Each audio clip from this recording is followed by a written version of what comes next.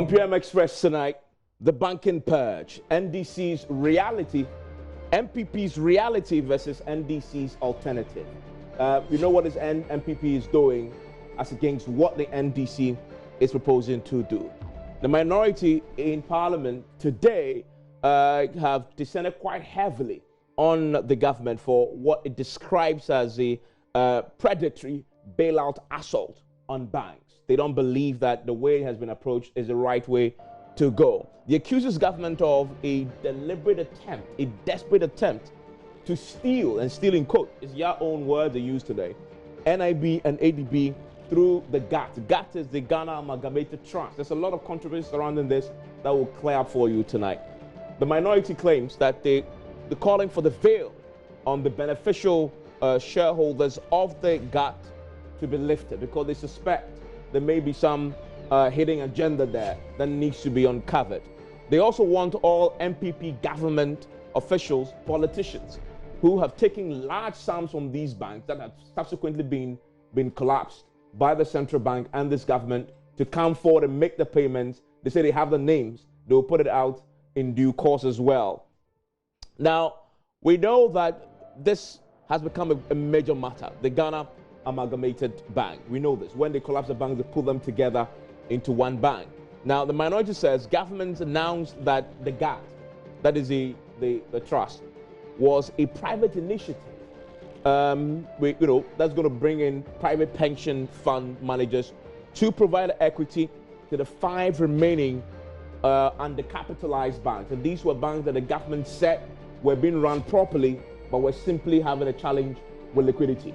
Now, the minority says government later came to Parliament to seek 2 billion, okay, to enable the GAT borrow on the market. That is the amalgamated trust, borrow on the market to fund the equity in the selected banks.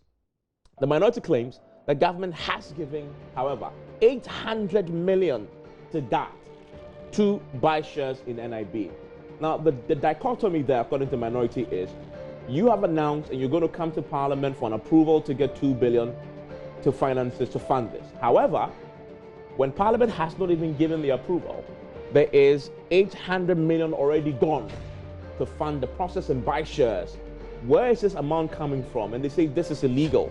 They want that reversed. They're making several demands as a result of this. The minority is questioning why government will be willing to borrow 14 billion to close down banks when they could have used a fraction of this amount to pay off what they owe the bank. Some of them claim the government owes them huge sums of money. The minority says it doesn't make sense to spend all that when you could have used it to save these banks and pay off what you owe them. In fact, the minority also describing the implementation of the minimum capitalization by the bank. They also believe the way it has been done isn't good enough. What is the NDC's alternative then? This is what they believe is the case. Amend the Banks and Special Depositors Institutions Act, right? They believe that should happen. Freeze new bank licenses for a period of time and get many banks to list on the Ghana Stock Exchange is one of the things that they believe should happen rather than collapsing the bank. They also believe looking to the receivership and liquidation framework in the Act to make it easier for administrator to reverse a decline rather than making it automatic for an insolvent bank to be liquidated. That's the minority position as well. Implementation of regulatory reforms, they also believe should be carried out. And they believe set up an appropriate authority to regulate microfinance and allied institutions. Remember, a lot of them have gone under already. Now, they also believe that develop the rural banking system and enhance the role of the ARB Apex Bank supervisory structure. You know, the government is targeting some of these banks already. Also, develop the business environment and aid the growth of Ghanaian enterprises, the minority believes. The fundamental question, and we're going to be looking at and exploring, we've seen the NDC's alternative to the MPP's reality. We're going to be interrogating both sides closely here on PM Express with some fact-checking as well. We've dug up a few figures to see which of these two sides are giving us the accurate figures to tell us how the banking sector is performing since the purge. Stay with us here on PM Express.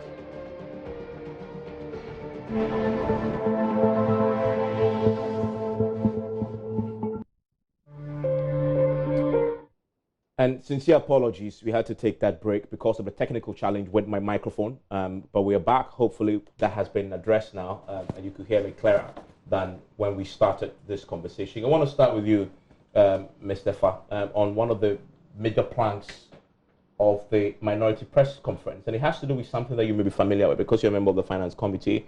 It has to do with the Ghana Amalgamated Trust. That's one of the fundamental planks of the government's initiative to salvage solvent, well-run banks who were struggling. Yeah. And the government had said that they were going to come to Parliament for an approval for $2 billion to borrow on the market, and the gap was supposed to be the private funding from pensions, right? Has that come for approval yet? Has that happened? Yeah, the $2 billion dollar facility. It's already been is it $1 billion? Ghana cedis. Ghana cedis. The 2 billion Ghana cedis already been approved in the House. Okay. And Amalgamated Trust now has a responsibility to raise the funding to ensure that these 5 indigenous banks are properly capitalized and properly managed to ensure that Ghana has some dominance in the banking sector. So that's already been approved. So the minority's accusation today is this is a private initiative. However, government has given 800 million to the GAT. Why?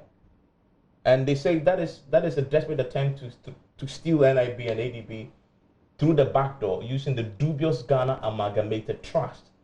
And that the question they're asking is, why will government give its money to GAT to come buy government's own bank? Well, I thought, first of all, you should have allowed Isaac to tell us where he got this information from and whether it is tenable to suggest that the government has put aside 800 million cedis to GAT, to buy shares in NIB and other state-owned enterprise. It's for him to prove that. I'm not aware that that is the purpose for which government is financing the capitalization of this indigenous bank. Let us remember through and through that the whole purpose of this exercise, particularly with respect to the GAT and the 5 indigenous banks, is to ensure that Ghanaian banks still participate in the financial service sector and not to leave the banks out. Some have gone solo and they are doing very well. And I'm sure I can mention a couple of them if we had to, which are indigenous. We were startups from Ghana and are doing very well. These banks were not able to raise the capital that was required, a minimum 400 million capital. But they were doing pretty well within the circumstances. They were doing well. Government says, let us help these companies out. Let us help these banks so that they can survive on their own with some injection of capital. Private now, funds. The Ghana Amalgamated Trust Fund is only a vehicle to mobilize domestic resources so that they can be put into this business. It comes with additional responsibilities. It's not only giving them money and going to sleep, but the Ghana Amalgamated Trust has responsibility to ensure that these banks are turned around. You make the point, making profit. You make the point when I asked that question about proving it, right? That's the same question that I put to the spokesperson for Dr. Baumia today, who is Dr. Gideon Boako. And this was Dr. Gideon Boako's response, similar to yours as well, when I put this same question to him on Top Story at 5:30. Evans, I think this time around, Mr. Dongo rather work with the Vice President more than me. I work with the Vice President. I move with him all the time. I have never heard the Vice President make such statements. So it is not surprising to me that he's unable to prove. That is what they do. They just lie. And when you put them to fast check, they tell you, I provide the evidence. You had a written press statement. You read it to the hearing of every Ghanaian. How many hours from the time they read the press statement till now? And still, he cannot produce evidence to buttress claims that he has made. He's a member of parliament. Jesus Christ. This is unacceptable. This level of lying and putting false charges on people should not be tolerated within our body politic. And so, Evans, I leave it there. So after that, that is the economist and spokesperson for the vice president, Dr. Maud Bawumia, Dr. Gideon Boako. After this, we did some further digging, trying to fact check the claim the minority had made, because the minority had said it is the vice president who announced that government had, contrary to its own declared objective of the GAT being a private initiative, had taken the taxpayers' money to fund it. Well, we actually found that the vice president indeed made that announcement very recently when he launched a $5 billion project to build housing, which was funded by the United Nations. Listen to the vice president. Ghana's directive to banks to increase their minimum paid-up capital of 400 million Ghana cedis by 31st December 2018 has been successful, and the government's decision to provide some 800 million to the Ghana Amalgamated Trust with which to capitalize indigenous banks that were insolvent and well-governed and managed, insolvent but well-governed and managed, is progressing and will further bolster confidence in the indigenous banks. So that is Dr. Bawumia. If you didn't catch it, I've transcribed it. It says, and the government decision to provide some 800 million to the Ghana Amalgamated Trust with which to recapitalize indigenous banks. So this is a government decision to provide 800 million. If the government is providing, that must be taxpayers' funds. However, that runs contrary to, and this is keeping them honest, that runs contrary to the government's own press statement of 5th January 2019, where they spelled out what the GAT was for. And this is a finance ministry statement. I want to quickly read to you the relevant portions. This is paragraph 3. Based on the committee's recommendation, they formed a committee to look into how do you support solvent, well-run indigenous banks. We're not going to collapse these. We're going to help them. They formed a committee. This was the statements telling us what the committee recommended. Based on the committee's recommendation, an advisor was appointed to facilitate the setting up of an SPV, the Ghana Amalgamated Trust, with the objective, and this is an important part, of raising funds from the private sector, mainly pension funds, to support eligible indigenous banks that successfully completed the due diligence process. Then it talks about qualifying banks for GAT investment have been determined on the basis of their solvency. But fundamentally, the objective was to raise funds from the private sector. So, Mr. Fad, that's a fundamental question. This was what the GAT was for, private sector funds. How come 9 months on, the government is using taxpayers' money to fund the private initiative? Well, GAT is not a private initiative. It's a vehicle set up to tap into the private sector to raise money. No, I think we should understand that. The finance ministry says, with the objective of raising funds from the private sector. Yes, but so you're going to raise funds from the private sector. No, you didn't tell us that government was going to provide the funding. No, I'm trying to explain to you that GAT, like you said, is a private initiative. It's not. GAT is. Sorry. I'm talking about the fundraising aspect. Yes. So GAT was going to fund itself. Yeah. From the private sector. And you see, not from government. Yeah. Let me, Evans. Government has stated the ultimate is to get funding or capitalization for these banks, and the idea was to try and raise some of this money from the private sector. In doing so, or to facilitate the process, government approved a guarantee, a sovereign guarantee of 2 billion. So that provides collateral or some comfort to the private sector. Now, this takes some time.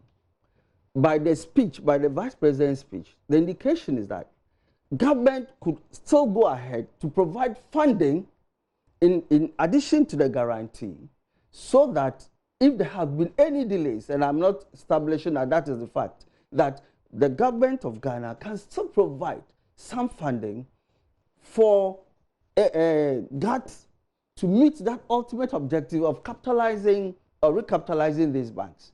So there's nothing that precludes. That's not what. No, you set up an objective. You see, if I mean, just to clarify, you admit that that's not what you told that you're going to do with the GAT. No, GAT is established to raise capital. No, but that's not my question. My question is the market. No, not essentially. The statement is clear. Yeah. Private raised from private sector. That is explicit. Yeah. That's not what you told us, that you're going to use taxpayers' funds for this. You admit that? The point is this. No, do you admit that the or not? It's clear. It's clear Okay. that. So you admit that? That's not what yes, you told us? Yes, okay. that, and what I want to establish here is that while the government has indicated that GAT should find private money, government did not say that it is precluded from supporting GAT to raise the funding. So that there was no limitation to how government will support ultimately, whether it's GAT, whether it's a special vehicle. What we need is that these banks must survive. So how can you reconcile the vice president's own spokesperson saying, I've traveled with the vice president everywhere. He's never said this. Yeah. It turns out he did say it. No, what you see, the point is that is the fund, the money that is going in there, is it going to be... Somebody will ask the question, what is there to hide? There's nothing to hide. And I'm trying to make that point. The spokesperson says, the man never said, I traveled with him anywhere. But yet, he said it. Well, you see... It is that he didn't know, or somebody was just trying to pull a fast one on that? I can't speak for the spokesperson. Okay. I can't speak for the spokesperson on this matter. But what essentially I'm saying is that government is not constrained from providing or even assisting that agency, call it GAT, to find that money. And don't we know about refinancing arrangements? Don't we know about pre-financing of arrangements? I don't know the details of this 800 which the Vice President spoke of, but ultimately the purpose is to support the capitalization or the recapitalization of these banks. It is not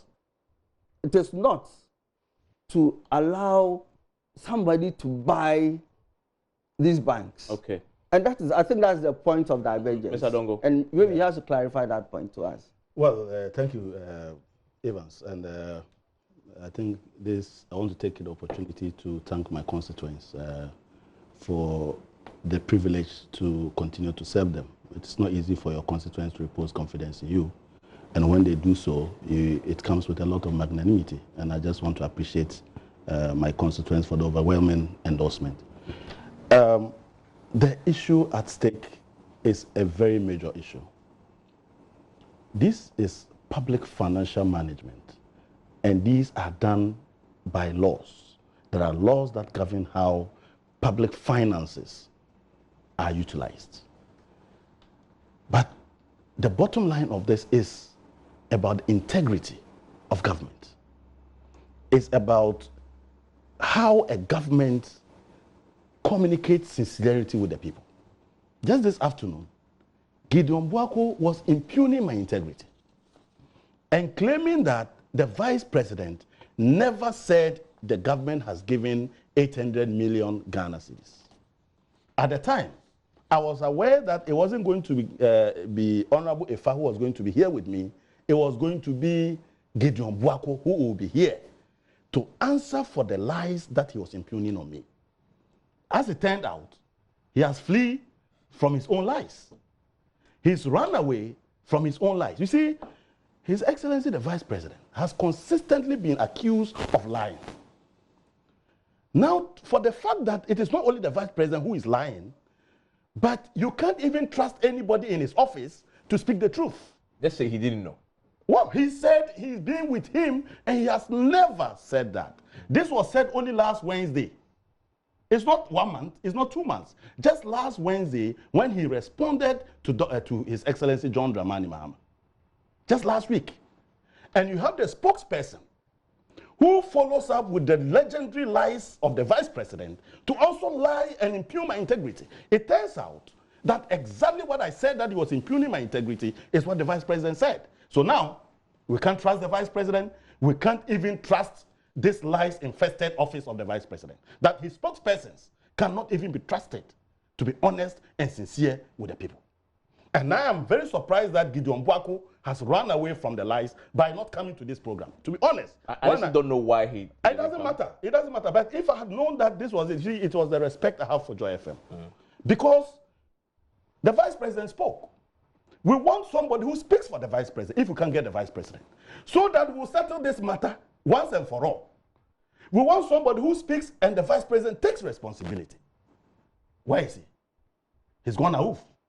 I still don't know It doesn't why. matter. But the fact that even as at 6 p.m. when you were online with me, he was coming, and he's not here. And today, he's run away from a palpable lie. But let me go back to the substantive matter. The substance, yes. The Vice President says, yes, they've given 800 million. Ghana Amalgamated Trust is not known to the public laws of Ghana. The Ghana Amalgamated Trust is not an entity created by Parliament. And therefore, it does not qualify to receive public funds unless expressly approved by Parliament. But you come to Parliament and say, this is a private vehicle, okay? The vehicle is targeting private pension funds. As a matter of fact, the governor said that they had done some work and they know that the monies exist with the pension funds. And that the state was not going to incur any cost because the state was not interested in providing direct bailout.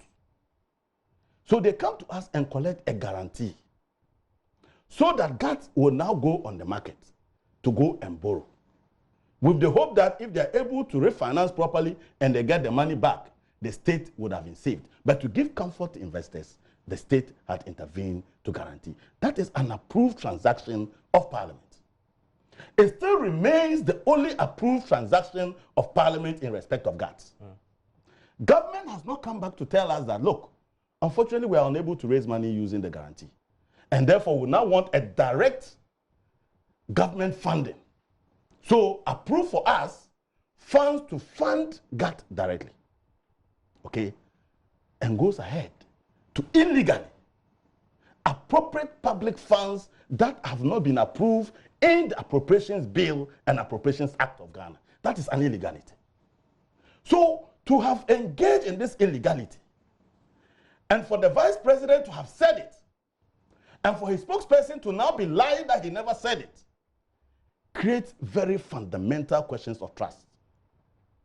And I feel very scandalized that we live in a country where we violate our laws with impunity. And that we live in a country where government says something and turns around to do the other. Now, if government is giving 800 million to GATS, which is not a state agency, why is government now lending the money to them, or they are giving them free money? But Vice President didn't say. No. So that must be answered. Because you see, that if you look at our fiscal framework, you recall that recently the Vice President came to do a review of the budget.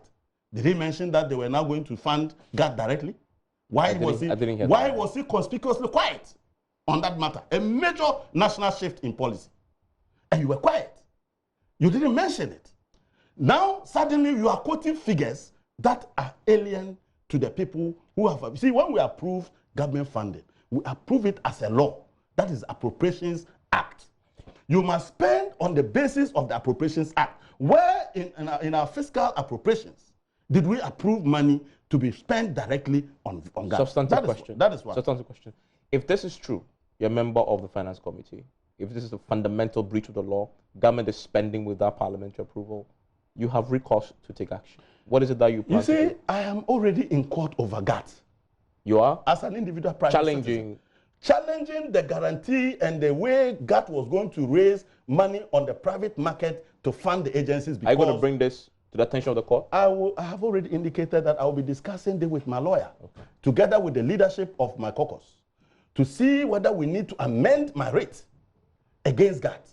I quoted the violation of Section 9D of the Banks and Special Deposit Act.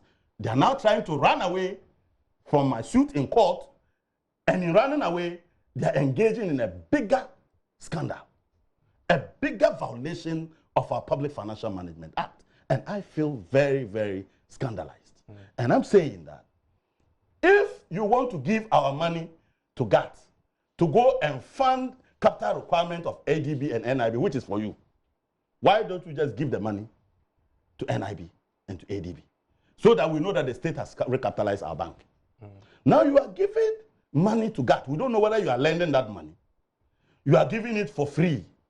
Now GATT has signed preliminary shareholders agreement with these entities. And in those shareholders agreement is that when they fund those agencies shareholding, within a period of 5 months, they have a right to exit. And when they are exiting, one of the vehicles for exit is private placement. In other words, government gives money to GAT. GAT puts the money in NIB and takes shares. Okay, at some point, GAT can then decide to call anybody and give government shares to that person and sell our bank. If that is not stealing our bank, what is it? And I find this the fundamental issue. And I am very surprised that Gideon Buako is not here. Let me bring in Efa. So let's go to the substance of what he's raised. Yeah. Because you're also a member of the Finance Committee, you can answer the questions he's touched on. It's only Parliament that can approve the funding. And as the Vice President said, did the 800 million come to you? Obviously not. You didn't know about this until you heard from the Vice President. Yeah. So what's gone wrong there? There's nothing wrong. Do you understand? Government has a responsibility to ensure that these banks survive. And governments may come even after an action has been taken. Government can even come by executive instrument and tell us that this has happened. But they haven't done that. We are on recess. For now, we are on recess. And this thing happened like 2 or 3 days ago. No, he announced it. We don't know when the money's actually went. Good. So it may be an intention. But then no, but that's the question. It says that a decision to provide. Yeah, no, some 800 million to the yes. So a decision to provide. Yeah. What that means is that there are processes that the Vice President is aware of that he has to follow. So what we have to do is the purpose. What is the purpose for which the money has been or will be allocated? And that is where we say that there's a point of divergence, because the Vice President, even in speaking, says that it is to recapitalize this. I don't see why Honorable Isaac would think that it is a way of buying or selling the banks to somebody else. Now, if you look at the GAT agreement, which was made available to all of us in Parliament, there are certain provisions that allows for holders of these funds to trade those shares on the Ghana Stock Exchange. And there are limitations as to who can buy this. It's also Ghanaian. So to suggest that somebody will buy these shares and this is a way of buying NIB and ADB and some other banks through the back door, I don't think it's really the way to go. And this is a simple question. Can the government take such a decision to expend 800 million cedis of the taxpayers' funds and invest it in GAT, Ghana Amalgamated Trust, which is a private entity, without parliamentary approval? I think we should get this correct. Is GAT a private entity? It is intended to raise money from the private market. You understand? So can government spend the taxpayers' money on that? If government has given a without guarantee, your approval? If government has given a 2 billion guarantee, so that GAT can raise, as an independent institution or a vehicle, raise money from the market to give comfort to the market, to give 2 billion cedis to GAT, not for GAT's own use. And I think we should always understand the process. It is not for GAT's own use. It's only for GAT to manage the funds on behalf of government and also on behalf of the owners of the funds. No, but can you answer Dungo's question? If government had 200 million cedis to give to GAT, why can't they just simply give it to NIB and ADB and the others who are struggling? Doesn't make a difference if government passes through GAT and gives the money to them so that GAT will. You see, the whole program, we have to understand that it's not only giving away the money, but also supervising for a turnaround. And that is a very important activity of GAT. Make sure you have supervision, make sure you have reports, make sure you are a part of the board, and ensure that we have a turnaround for the 5 banks. If it was giving the money away and then saying that go and do it yourself. And please, let's just also remember that we have to learn from what the other failed banks had done. And the evidence from the KPMG report that came to Finance Committee, unfortunately, my own colleague walked away. He had his own reasons. We are not talking about that.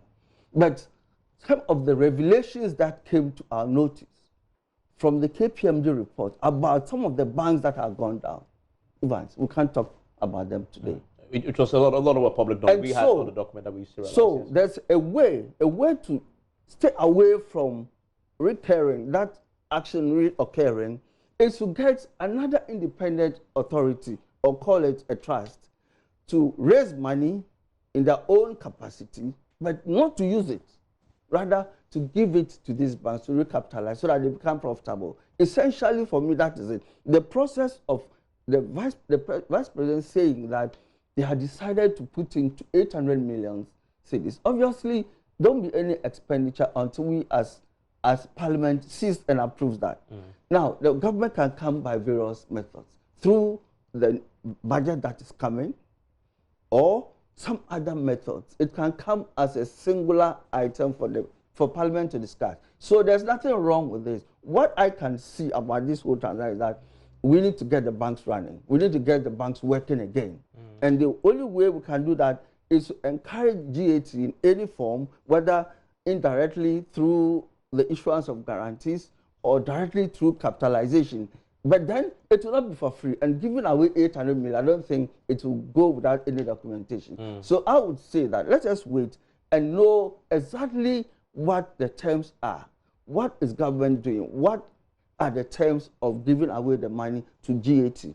Give it to the banks, recapitalize them. But how do we get the money back? How many years or what period? All these are important for us as the public to understand. Mr. Dongo, and I think we still have time to ask these questions and get responses. Mr. Dongo, final question on this, and we'll move on to another substantive matter. If you listen to the Vice President, I transcribed, it says, and the government decision to provide some 800 million. It's a decision. It doesn't mean that the money has been spent yet. So they can come back to you, they can come to power when you resume, you see, and get your approval before they actually disburse it. But the decision has been taken. Listen to me. The first group of a media house that broke this story was Bloomberg. And Bloomberg was emphatic that the funding has been released. Bloomberg was emphatic that the funding had been released. What Dr. Mahmoud Bawumia did was to now to confirm what Bloomberg had reported. So this is not something that is yet to happen. But I want us to understand quite clearly decisions at the level of the executive and decisions at the level of Parliament. When executive the president decides to give an executive approval, what the president is saying is that I do not want this to go through cabinet for the peer review and scrutiny of the colleagues at cabinet. That is a different matter. And when it is approved at cabinet, and that you now need the funding to do it, you have to come to Parliament. So executive approval does not give you the right to spend public funds not in the appropriation bill or in the Appropriations Act. We need to get that very clear. That is, if it turns out that they've already spent the 800 million. Yeah. You say they so have, he's but saying the that decision... this may be an executive approval. And I'm saying that executive approval is only at the level of the executive. They don't approve the public purse. So they can decide how they want to take their decision. Like they use executive approval to do the infamous this energy sector thing that brought about the exit of the former Minister for Energy. You recall? That 1.3 billion executive approval by the president. So the executive approval is not the same as arrogating to yourself the powers of Parliament to approve appropriations in your office. So the bottom line is very simple. Parliament knows the policy of government. The policy of government communicated to Parliament and approved by Parliament is that they needed 2 billion guarantee. I mean, They cannot, by any stretch of imagination, spend public funds on GAT. GAT is not a public entity. Listen, we asked them, who owns GAT? Go and check the shareholding of GAT. There's an entity called the National Trust Holding Company. Is there something that information that was made public to? Yes, was made public yes. to It was made public to our committee. Okay. National Trust Holding holds 100% nominal shareholding for government. Didn't government, or for government. So And that's but who owns National Trust Holding? It's NIB? Is SIC Life? But all these are state agents. They are not state agents. They are private entities limited by shares and a separate legal entity. That is why we don't approve the budget of SIC in Parliament. I want to move. We don't approve the budget of NIB in Parliament. I want to quickly move to some of the other issues that were touched on. And Mr. Nunga, I'll start with you on this. You claim that the banking sector, in spite of the cleanup that the Bank of Ghana says they've done, is weak now. Is weaker now, in fact, than you've compared it before. And you provide the figures to back your claim. You say the capital adequacy of the banking sector has deteriorated from 21.8% in January to 19.1% in June 2019.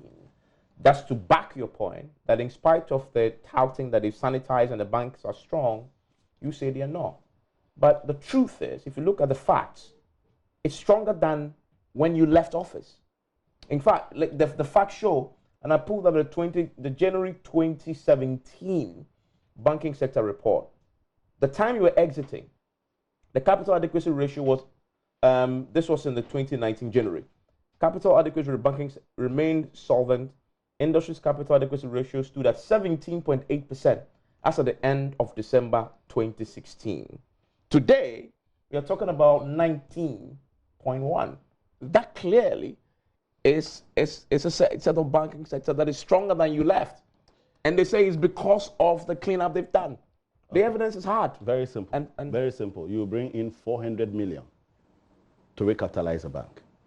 A bank whose capital, stated capital, was 120 million. That is what percentage increase. 250% increase in your minimum capital. And you get 1.2% increase in your capital adequacy. What does that tell you? Where did the money go? The money went into panic withdrawals that caused insolvency. It didn't come to improve liquidity. So, if within a period of just 6 months, you've already shaved off about 1.7%, okay? If this continues for another 6 months, you will be back to levels that you were having 120 million. And if 400 million is still competing to 120 million, what kind of recapitalization is that? But that is conjecture. No, but we're talking about facts now. No, the hard facts now. The facts. You're comparing a period of 7, 6, 8 months. The facts are you've brought in so much money.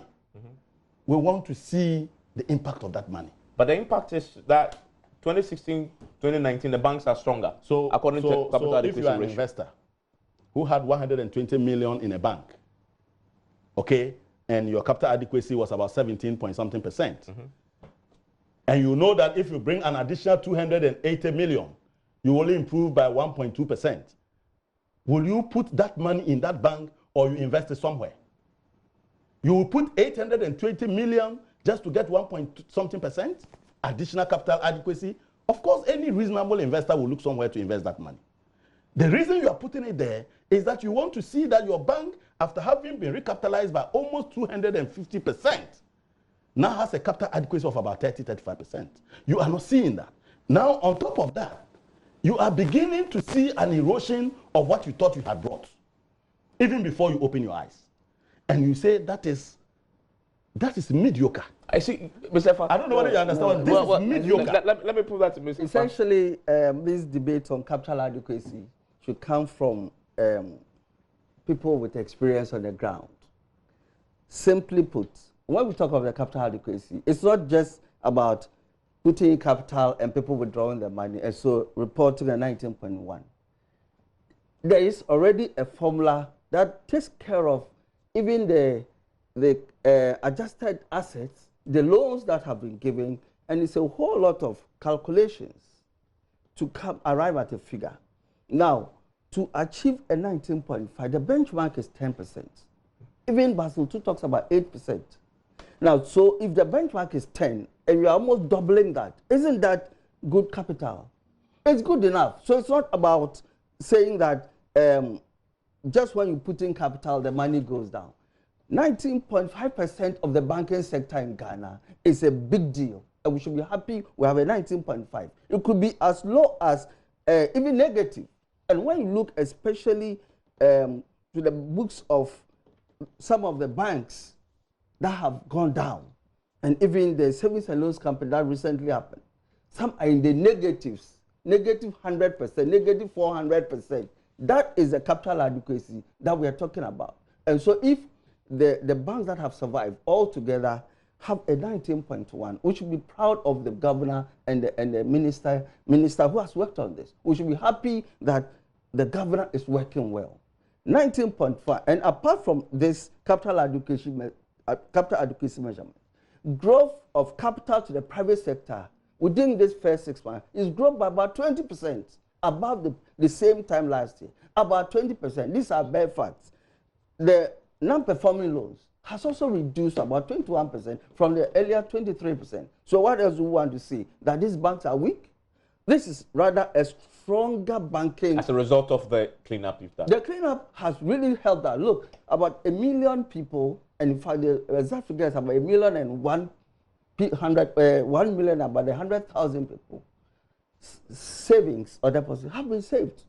Now, when we talk about job losses and all that, we all admit that when you go into such situations, you cannot obviously protect 100% jobs. But what is interesting about this arrangement, that it was done orderly. We know that even with the HR matters, we had, is it Gami and Gami or so, who took responsibility for all the staffing issues, all the HR issues. So he was responsible. Somebody was a receiver. He had his own responsibilities. So we cannot sit here and say that the banking sector is now weaker after they've pumped in more capital. Now the banks have capacity to do big ticket transactions. In the past, the banks will have to agree with another bank to finance even one cargo of what we call it, oil, petroleum. Just one pack, you needed to get 2 or 3 banks to underwrite just one transaction to get a cargo. You said now lifted. One bank can do this? Now a bank with that minimum capitalization of about 450 million can do more than it used to do in the past when it was doing 120. Now, several of these banks had also registered significant losses. That's why I said even the capital adequacy somewhere in the negatives of 400% negative, which means that there was no way they were going to survive. So this is been a very good intervention, and the timing to have been right. Those are the facts, he says. And you say in your statement that job losses, 4,500 people lost their jobs as a result of the closure of the banks. 4,000 lost their jobs as due to the closure of the 23 savings and loans. You say if you do the cost-benefit analysis, this is bad, bad, bad. How do you even come by these figures of job losses? Evans, I just want to make this point very clear, that from January to June, additional lending by the banks is only 2.7 billion Ghana cedis. That cannot be 20%. That is in the region of about 6%. You can cross-check that. Only 2.7 I'll help you when you quote these figures. Tell me your source. My source is the summary economic and financial data of the Bank of Ghana. That's easy to check. The last one that was issued. Yeah. Just subtract the figure at the end of December, okay, from the figure at the end of June. You get a difference of 2.7 billion. Okay, that is an average of 450 million loans granted to the private sector. And you say, this is what the private, this is what 400 million recapitalization is doing, and these are wonders. Let me ask you, what is the single obligor limits? How much can a bank give out of its capital? If you have 400 million, you are doing a single obligor of 40 million. And that is the reason they are doing big tickets. If 440 million is big tickets, then we're in trouble. This country is in their trouble. But is that proportional to the size of this economy and what you can expect and the size of the saving public? He's talking about lifting crude. And we are talking 40 million Ghana cedis. Lifting crude. I'm not the one saying it.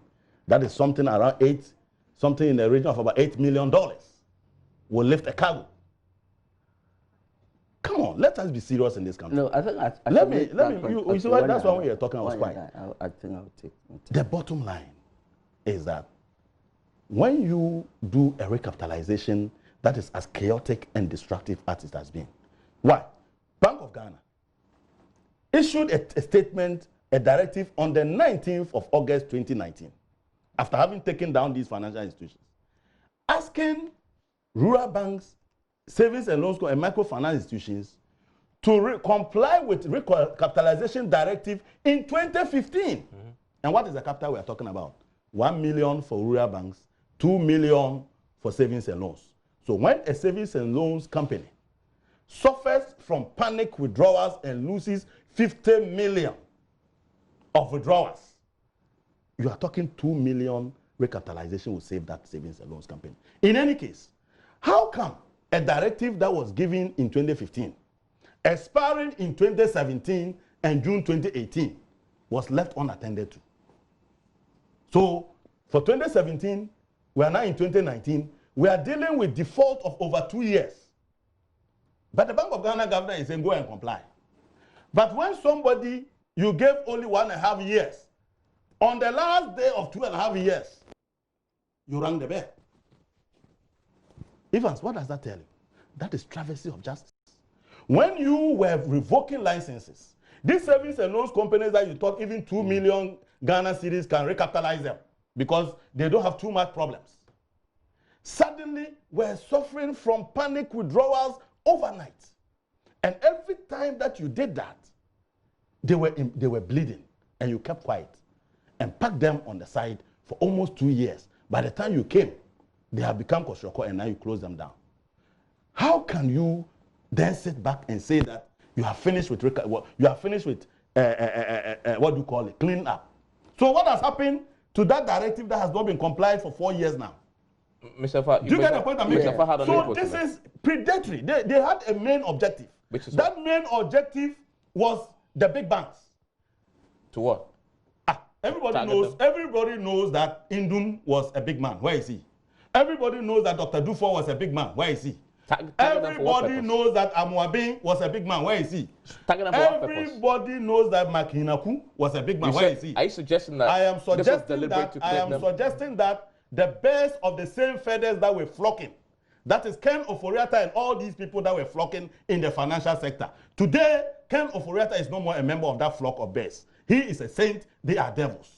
Mr. You think that we are kids in this country? Well, I think we should not extend the discussion to this. That is what it is. That is what it is. How come the recapitalization of the savings and loans are still outstanding after 5 years? Let me make some corrections. How come for 4 years or 3 years, 2 years, they have not recapitalized and you are quiet? Mr. Fa, first of all, two fundamental statements he's made which are not accurate, and I would like to correct that.